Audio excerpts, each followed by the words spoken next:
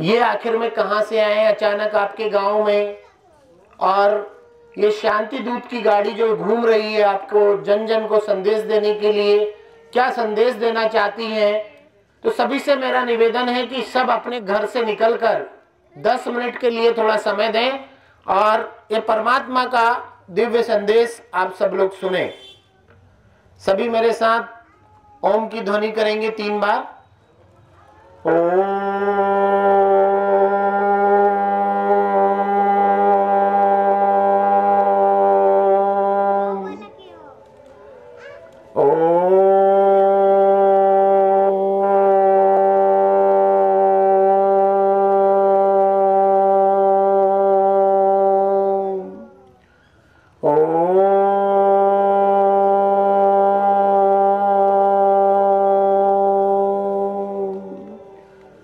शांति शांति शांति। और सबके घर में हो सुख। और चाहते हैं आप लोग सुख शांति? कौन कौन चाहते हैं? हाथ हिलाकर। सब लोग चाहते हैं? वाह, अपने लिए ताली बजाओ पहले तो सब लोग। सुख शांति चाहते हैं सभी लोग। उसी का दिव्य संदेश लेकर ये शांति दूत यात्रा जो ये यूथ दिखाई दे रहे हैं श्वेत वस्त्रधारी, ये आपके पास पहुंचे हैं कि वो परमपिता परमात्मा इस सृष्टि का जो नियंता है, जिसे स्वयंभू कहा गया, ईश्वर कहा गया, गॉड कहा गया, अल्लाह कहा गया, वाहिगुरु कहा गया, वो निराकार, वो ज्योति स्वरूप इस सृष्टि पर आकर अभी सभी को मुक्ति और जीवन मुक्ति का वर्षा दे रहा है। सुख शांति आनंद प्रेम पवित्रता से भरपूर कर रहा है। फिर हम क्यों वंचित रहें? आज उन्हीं के संदेश के लिए हम लोग आए हैं मेरे प्यारे भाइयों और बहनों कि परमात्मा इस धरती पर आ चुका है और आकर वो गीता में दिया हुआ वायदा निभा रहा है, जिसे हमने गीता में सुना कि यदा यदा हि धर्मस्य ग्लानिर्भवति भारतस्य, कि परमात्मा इस धरा पर कब आएगा, कैसे आएगा और हमें कैसे मिलेगा। ये बहुत ही बहुमुखी बातें हम लोगों ने सुनी, मगर वो परमात्मा अब ब्रह्मा के तन के माध्यम से इस सृष्टि के नव निर्माण का कार्य करने के लिए पूरे 86 वर्षों से हम ये 87वीं शिव जयंती मनाएंगे। 86 वर्ष पूरे हो जाएंगे और 87वीं शिव जयंती मनाएंगे, जिसमें परमात्मा आकर ये हमें बता रहा है कि तुम मुझे कब मिल सकते हो। जिसे हमने आरती में गाया कि विषय विकार मिटाओ पाप हरो देवा, कि मेरे अंदर तो विष भरा हुआ है, मेरे अंदर विकार भरा हुआ है। और आप ये बताइए कि एक गंदे घर में हम रह सकते हैं क्या? हम उसकी रोज सफाई करते हैं, करते नहीं करते? आप बताइए, आज हमारा मन इतना गंदा हो गया है, अब इसमें भगवान ठहरेगा? ठहरेगा नहीं। अब इसकी क्या करनी पड़ेगी? सफाई।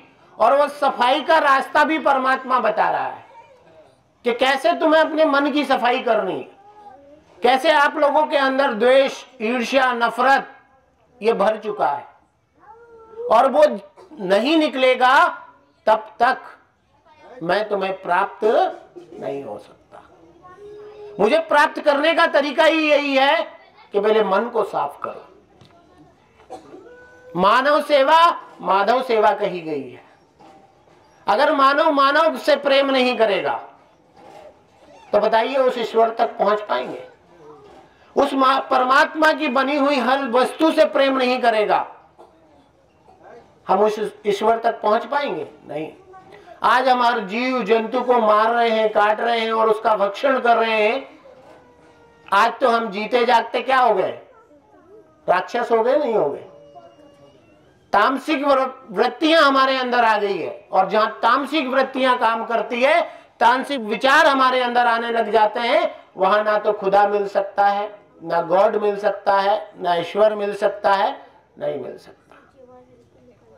उसके लिए भी कहा गया है, नेकी कर दरिया में डाल, नेक कर्म करो। आप इस संसार में आए हो, भगवान को जब यहां से जाओगे तो क्या जवाब दोगे?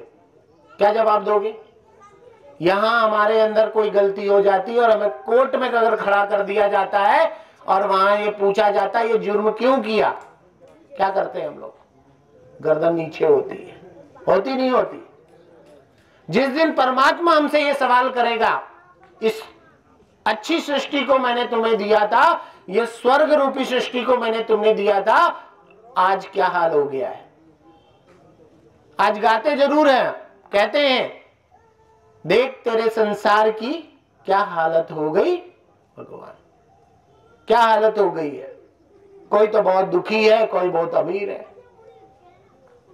कोई तो 56 भोग खा रहा है, किसी को एक वक्त की रोटी भी नसीब नहीं हो रही है। क्या हाल हुआ है, क्यों हुआ है? ये हमारी अज्ञानता के कारण हुआ है।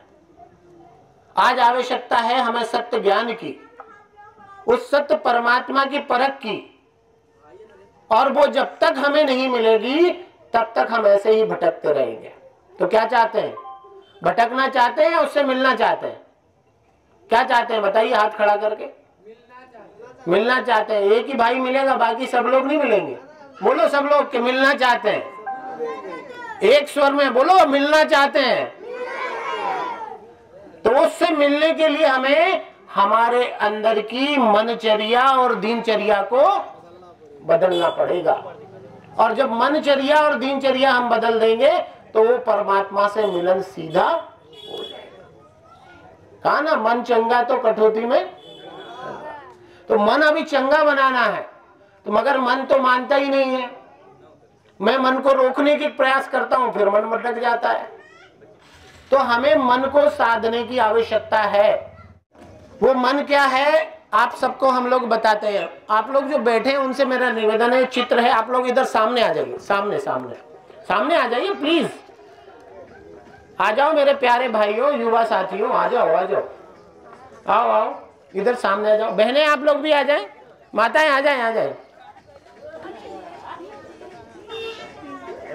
आप ये चित्र में देख रहे हैं कि मैं कौन हूं। मैं शब्द का हम सारे दिन में कितनी बार उपयोग करते हैं। मैं यहां जा रहा हूं, मैं ये कर रहा हूं, मगर मैं कहने वाली शक्ति है कौन? अच्छा, हाथ में दर्द हुआ तो आपने क्या कहा?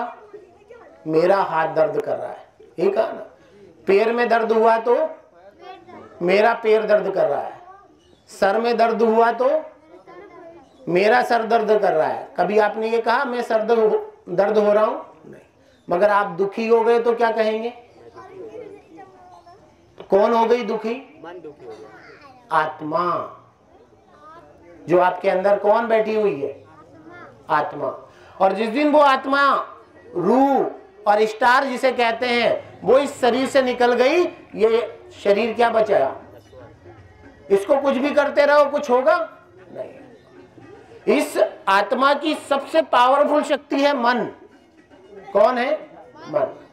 कोई भी कर्म करने के पहले मन में विचार आता है, आता है नहीं आता है? आता है ना। मगर हम जब आत्मा की नहीं सुनते हैं और मन माने विचार करने लग जाते हैं तो क्या होता है?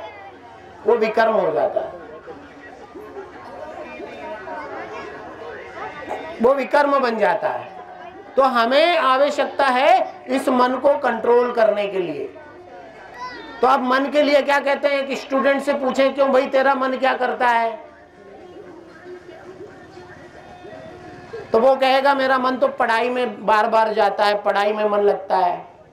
एक किसान से कहेंगे क्यों भाई तेरा मन कहाँ जाता है, तो उन्होंने कहा भाई बार बार मन मेरा कहाँ, खेत में दौड़ता है।